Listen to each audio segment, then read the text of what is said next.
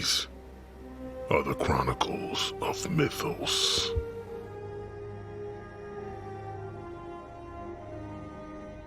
Greetings.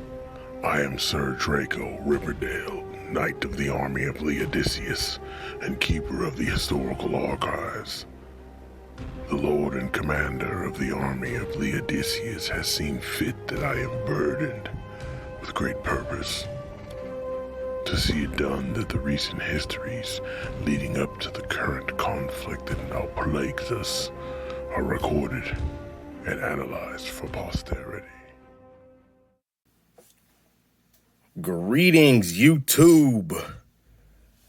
So, I have been lamenting the fact that I could not attend PowerCon this weekend, even though the convention is only like 2 hours from me.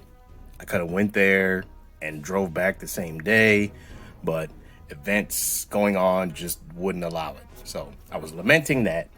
And then I got some surprise notifications about stuff that was going to show up this weekend. And lo and behold, here we have the Dark Templar from the Deluxe Legion Builder wave, or the Legion Builder wave that had them giving us a bunch of new Legion Builders for Legion Builder price and all in one wave. So there is, let's see, 1, 2, 3, 4, 5, 6, 7, 8 figures in this wave. What's going on right now is that 4 Horsemen are getting their shipments in. They're getting Alithia, and they're also getting this Legion Builder wave in. However, if you ordered stuff in singles, then you're getting your stuff pretty quick. So I ordered quite a few of these guys. I did it all in, but then I also got some extras. So that's why I all of a sudden have this thing, and I am very, very happy about it. Okay, so as per our usual, we will take a very quick look at the package that this Dark Templar came in.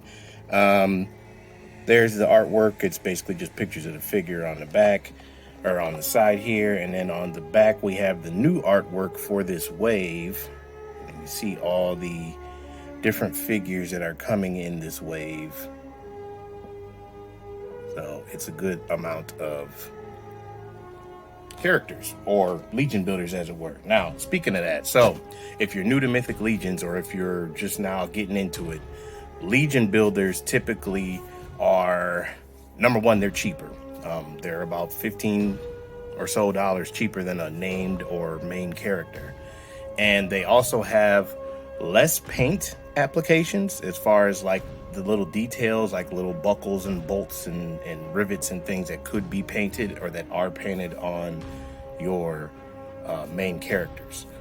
They're made to army build. They're made to be able to troop build. They're made so that you can, get more than a few of them, or more than 1 or 2 of them.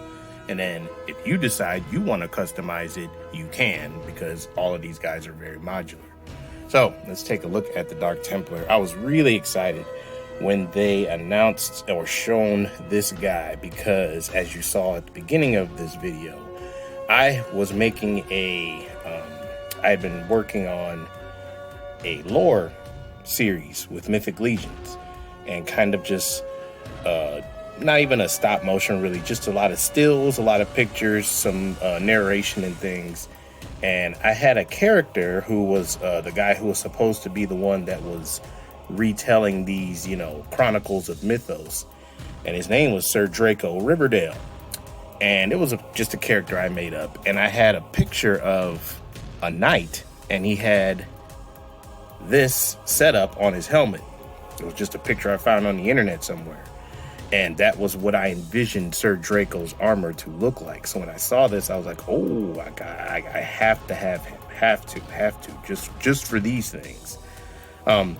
But you see here, standard Mythic Legions fare. This is a 1.0 body. And like I said, you see the little rivets and details and things are not painted. It's up to you if you want to paint them. You don't have to. And you have this top here that is all black with the white cross on it. And then you have this piece coming down here. So he is looking great and feels really good to have him in hand finally. So I'll do a quick articulation just because I haven't done any Mythic Legions in a while, and then we'll talk about accessories. Okay, so this is a 1.0 body, so if you know anything about Mythic Legions, you know exactly what the articulation is. But if you don't, the head is on a ball up here, but it does not have a ton of movement. You get some wiggle on the ball itself, but you don't have any hinges or anything in there.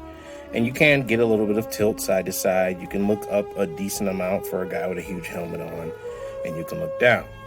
Your shoulders are on the typical setup for a shoulder. There is no butterfly or anything like that. These are not highly articulated figures.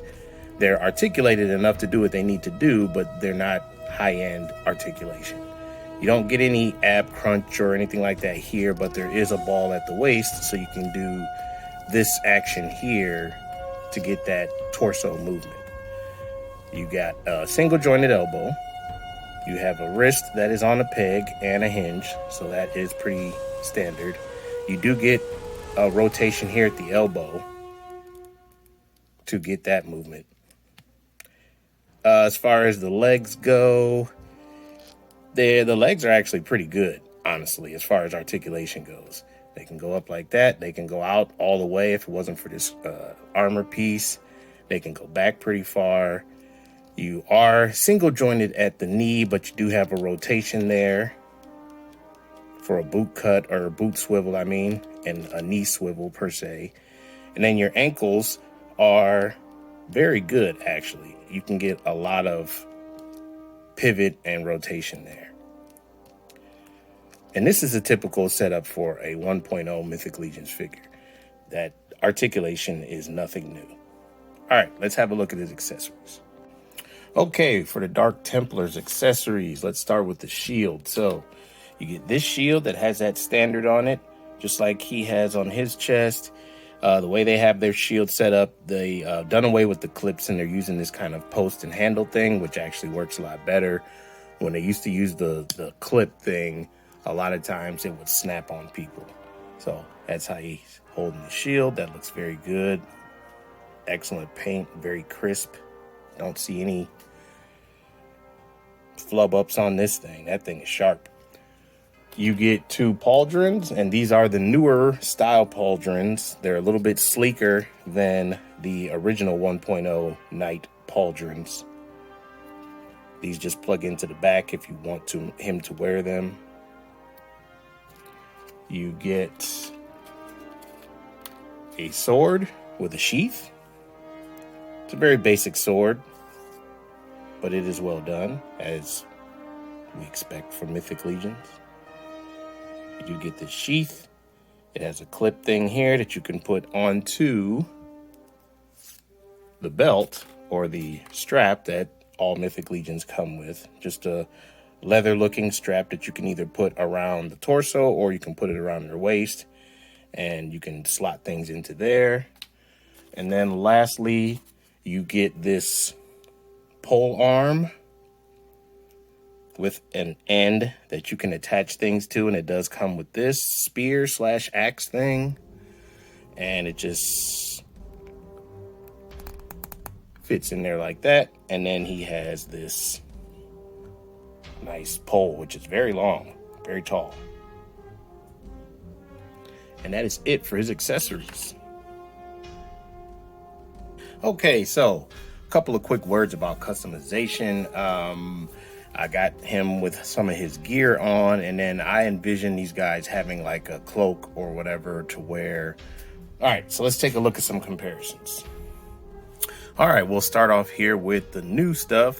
This is Lord Bardrick, and he is part of the Alithia wave. I actually got him like a week ago.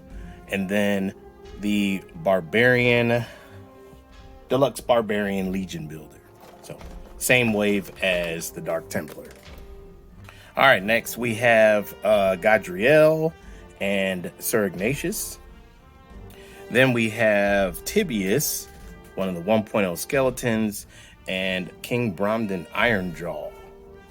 Okay, then we have here a custom, I want to say that's Sir Owain's body, but the head This cast, or this 3D print, is from Wolf King Customs, and this little faceplate is detachable, and there's actually a face under there. They do excellent work as far as providing 3D printed parts for Mythic Legions and other lines as well. They do great work. Okay, so a couple more comparisons here real quick. Some more of my customs. This is a custom warrior slash barbarian guy that I made from different parts. Most of it is Mythic Legions except for the head, and then same thing with him.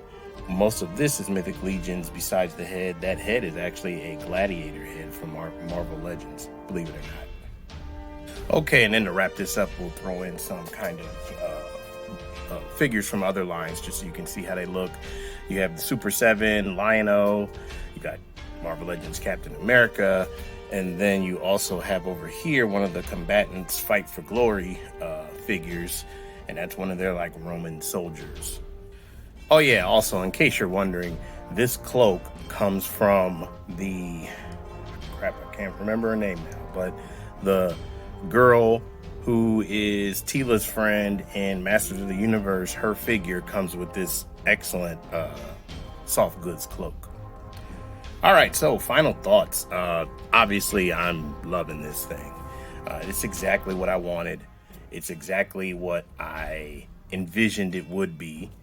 There's not a whole lot of surprises here. We knew what we were getting, and it's, you know, standard for the line, but just the look of it, the black, and these things set this guy off. Without those, he would have still been a cool figure, but these special kind of head ornaments on the helmet are just great. And speaking of these, I believe, yes, they can come out. So if you wanted to put these on another helmet, as long as it has these ports, you're good to go. All right, so let me know what you think about the Dark Templar. Obviously, there's probably going to be a lot of Mythic Legions coming from me in the next month or two. So, like, comment, subscribe. Later.